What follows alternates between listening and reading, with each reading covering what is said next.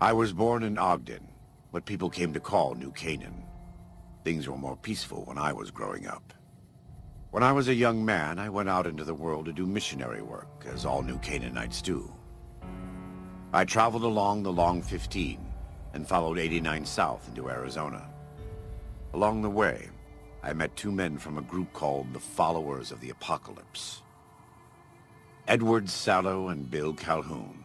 They came to teach the tribes. Calhoun was a good man. Edward was the one who got us into trouble down the road. Back then, he was just Edward. Smart man. Young, but we all were. We thought we could hike into the Grand Canyon and talk to Blackfoots. We did. And the Blackfoots were friendly enough at first. But eventually... I've thought back to that day so many times. I must have mistranslated. Something must have been mixed up, because the Blackfoots decided we weren't going to leave. The rest is history, assuming Edward hasn't changed it. This way lies the path to hell. Caesar needed me to translate. Translation became giving orders. Giving orders became leading in battle. Leading in battle became training, punishing, terrorizing. A series of small mistakes before a great fall. And I stayed in that darkness until after Hoover Dam. After I failed Caesar and he had me burned alive, thrown into the Grand Canyon. I survived because the fire inside burned brighter than the fire around me. I fell down into that dark chasm. The flame burned on and on. The next morning, I woke up and crawled out of the northern edge of the Grand Canyon, that cursed place. It took me 3 months to reach New Canaan. It was as though the prodigal son had returned. They welcomed me like I had never left, never done anything to shame them. The fire that had kept me alive was love. Their love. God's love. I will never be able to repay the debt I owe to them. But I must try.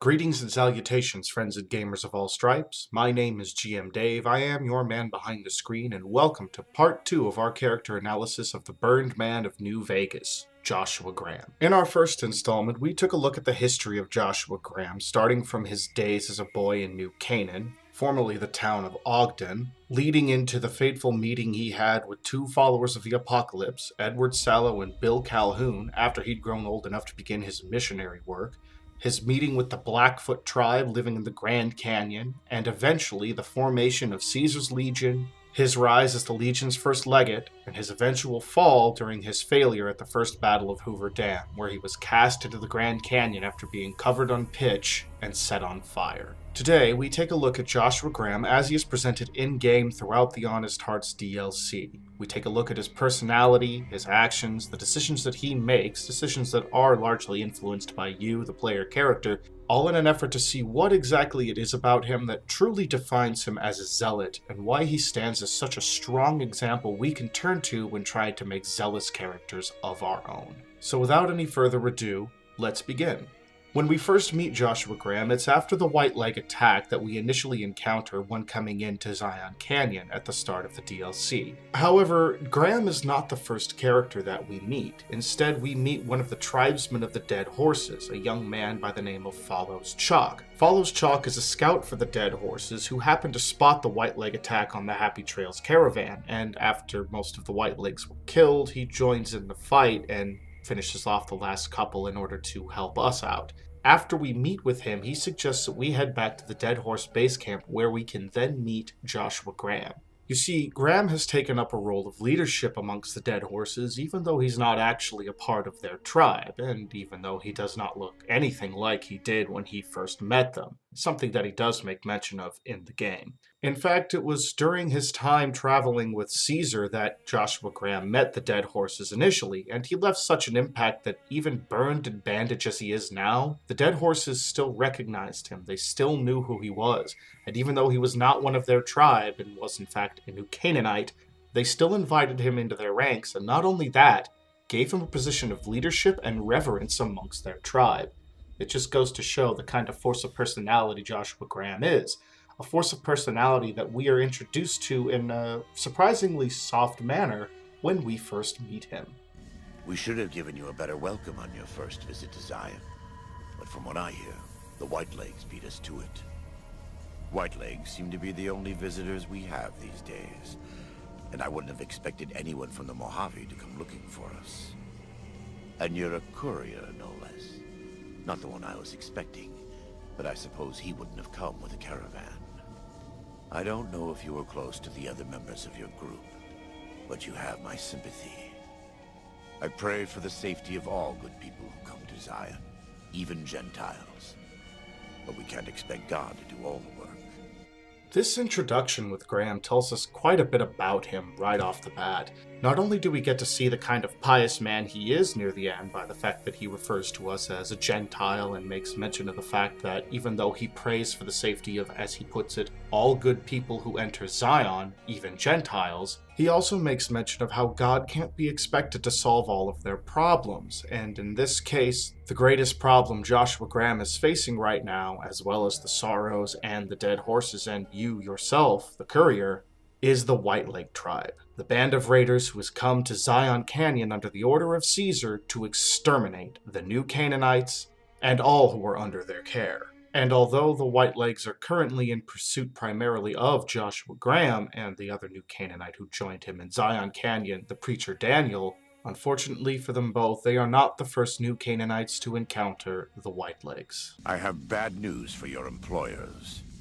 New Canaan was destroyed, its citizens scattered. All because of the Whitelegs. And Caesar, of course. The Whitelegs want to join the Legion. Caesar's rite of passage is the destruction of the new Canaanites, almost assuredly because of me. With this fact in mind, the fact that the Whitelegs have already all but annihilated the town of New Canaan, we can see clearly the effect that Caesar and Graham both still have on each other's lives. Caesar knows that Graham is alive, and Graham knows Caesar wishes to kill him and wipe out any and all trace of who he was. Unfortunately for Caesar and Joshua both, this, along with what Caesar had already done to him, only served to reignite the fires of vengeance, hatred, and righteousness in Joshua Graham's heart. Caesar would never admit this openly, but he knows that I'm alive. I've killed enough of his frumentarii and assassins that have come looking. Fortunately, at least for the time being, Graham is able to find some peace and solace about the things that have happened in his faith and the work that he does in the name of that faith. I am a new Canaanite. We believe we are the heirs of a spiritual tradition given to our ancestors thousands of years ago. We have made and kept covenants with our Lord God to honor his laws. In exchange, we are promised eternal salvation after this life. A day will come when our Lord returns to judge us all. Until then, we must honor his laws and start others along the path of salvation if we can. That's why we trade with others and work the tribes. We have more than food and medicine to offer. Good news is our most valuable commodity. In a world filled with misery and uncertainty, it is a great comfort to know that, in the end, there is light in the darkness. Every day we move closer to our judgment. We must do our best to walk in the footsteps of our Lord and teach others how to do the same. For many of us, the road is a difficult one, but the path is always there for us to follow, no matter how many times we may fall. Unfortunately, as the events in Zion Canyon move ever forward and the inevitable conflict with the Whitelegs looms closer and closer, that very source of solace and comfort soon becomes a source of righteous fury, rage, and retribution. By the rivers of Babylon there we sat down, yea, we wept, when we remembered Zion. Remember, O Lord, the children of Edom in the day of Jerusalem, who said, raise it even to the foundation. O daughter of Babylon, who ought to be destroyed, happy shall he be that rewardeth thee as thou hast served us. Happy shall he be that taketh and dasheth thy little ones against the stone. I don't enjoy killing, But when done righteously, it's just a chore, like any other.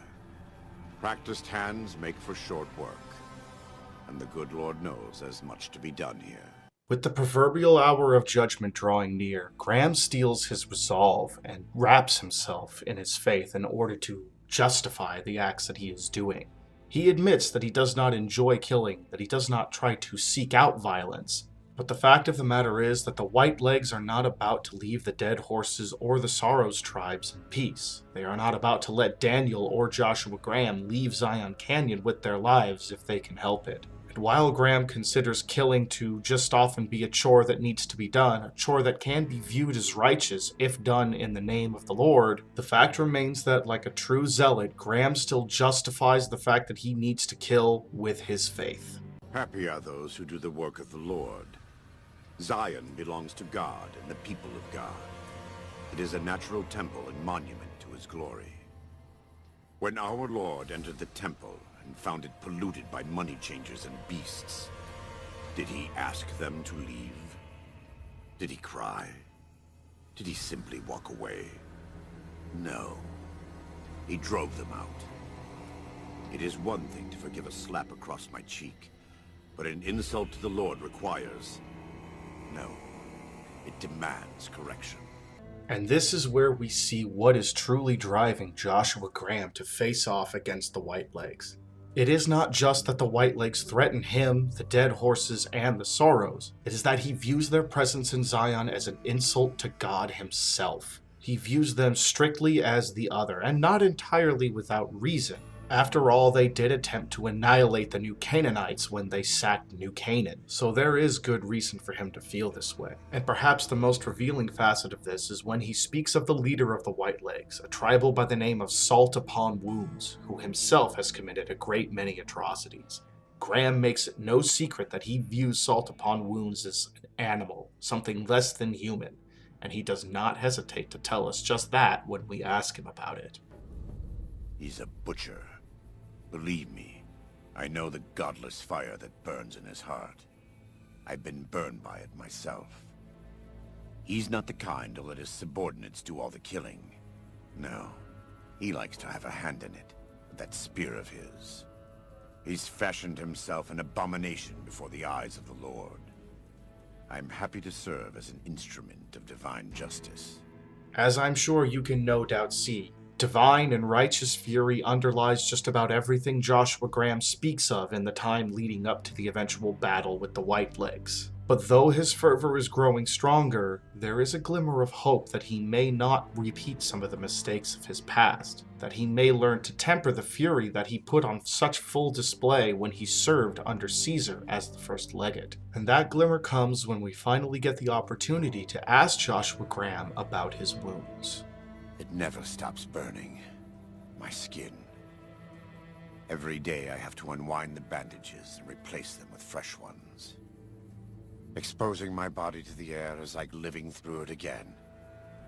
But it's better to be clean than comfortable. And then, before long, the battle with the White Legs comes. And there's a few ways that it can play out depending upon the choices that you have made. In almost all of those scenarios, though, you get the opportunity to team up with Joshua Graham, at least for a time, which gives its own insights into his personality with the few religious quotes that he gives during your time traveling with him. It's also around this point that the potential multiple endings for the DLC can come into play, and there are a good number of ways that Joshua Graham's story can end. He can repeat the mistakes of his past, he can die in battle, but I personally think that the most interesting one is the one where he actually does learn to change, where your influence as the player gives him the potential to grow and learn not to repeat the same mistakes that he had in the past. And from this point, I'm just going to let this ending play out, including the ending slides regarding the most important characters surrounding Joshua Graham's story, that being the White Leg tribe, Salt Upon Wounds, the Dead Horse tribe, the Sorrows tribe, Joshua Graham himself, and the preacher Daniel. Let's watch and see just how Joshua Graham has the chance to change and grow as an individual. We warned you at Syracuse, and you persisted. You took advantage of us at New Canaan to drive us out, and like the dogs of Caesar you are, you followed us to Zion. And now you stand on holy ground, a temple to God's glory on earth. The only use for an animal in our temple is sacrifice. Kale wachene conserva o. You understand me, don't you? Don't you? Outman. Kunaman mad. He kill all white legs. You talk. You stop. Don't listen to this thing. His cries are those of a mad beast caught in a thicket. He gave no mercy to my family, and I will give none to his. He has a debt to pay for what he's done, and I've come to collect. And so he's chosen to cower in the water like a dumb animal. I want to take from them what they took from me, from my family. In this life, I want them to suffer. I want all of them to die in fear and pain. I want to have my revenge against him, against Caesar. I want to call it my own, to make my anger God's anger, to justify the things I've done. Sometimes I tell myself that these wildfires never stop burning, but I'm the one who starts them, not God. Not them. I can always see it in my mind. The warmth and the heat. It will always be a part of me. But not today. Go. Get out of here. Go back. Back to the Great Salt Lake.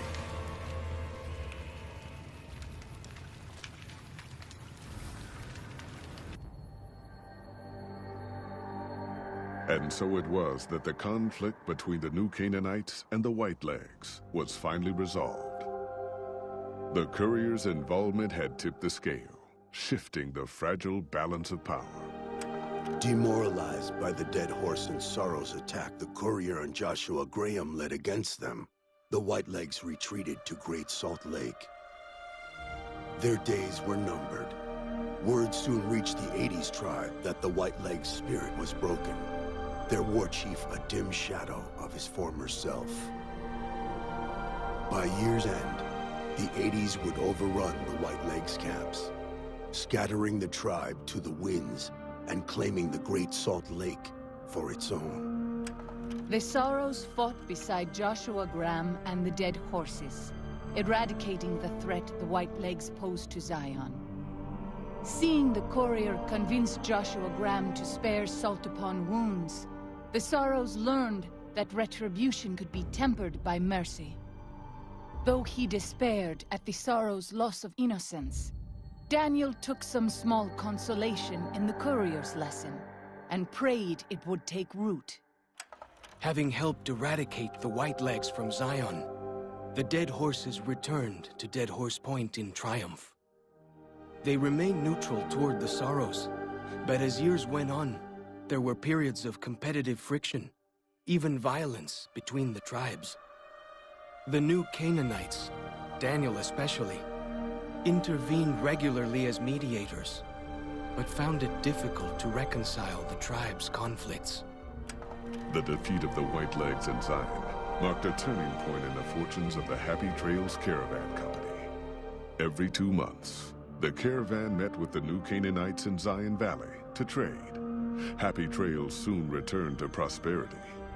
The vigilance of the Sorrows and dead horses in defending southwestern Utah, initially startling to Happy Trails caravans, soon proved a blessing.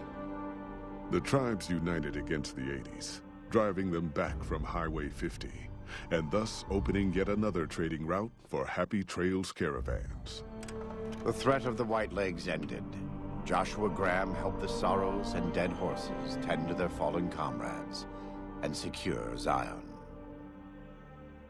The courier's words had stayed Joshua's wrath in his darkest hour, and in sparing salt upon wounds, he was changed. While he continued to advocate militant opposition to the enemies of New Canaan, he sometimes showed quarter to those who crossed his family. Eventually, this new spirit would diminish the myth of the burned man in distant lands. A small price for the peace it brought to Joshua Graham. For years after the defeat of the Whitelegs, Daniel did his best to minister to the Sorrow's spiritual needs. Try as he might, he could not hold back the tribe's increasing militancy and reverence of Joshua Graham. Demoralized, he returned to his family in Dead Horse Point. His failures haunted him for the rest of his days. And with that, the courier walked out of the history of the tribes of Zion and back to the gathering storm of the Mojave Wasteland. And there we have the full story of Joshua Graham, or at least how it can play out in one sense. It is the story of a zealot whose righteous fire reaches out to burn everyone around him, or at least has the potential to. A zealot who, even when he does his best, can still manage to hurt some people around him, as was the case with what happened with Daniel's own portion of this ending. This is the best possible ending you can get for the Honest Hearts DLC, but even with this best possible ending, it still doesn't turn out good for everyone. That is the danger you face when you are dealing with people who are zealous in their beliefs, as Joshua Graham was. And with that, we reach the end of this video, friends and gamers. Now that we have the full story of Joshua Graham in mind, we've been able to take a look at how he's presented in the game in terms of his personality and beliefs. We can move on finally to part 3 and start to dissect the different portions of his character that we can use when building our own zealous characters to make them more interesting, more engaging, and hopefully give them that potential room to grow and become stronger, more interesting characters in much the same way Joshua Graham did. As usual, friends and gamers, if you liked the video, please feel free to leave it a like, follow me on social media in the links below, and subscribe if you would like to see more. If you want to get regular updates, make sure to hit that bell notification icon and absolutely follow me on social media as I just mentioned. That is the most consistent way to get updates from me for when my videos go up. Furthermore, if you like what I'm doing and you're feeling generous enough to support me financially, you can find a link to my Patreon page down below as well. And once again, I'd like to give a special shout out to Adeptus Azul for his continued patronage of my work. And with all of that now said and done, dear friends and gamers of all stripes, it is my sincere hope that you continue to roll high, roleplay well, and game on.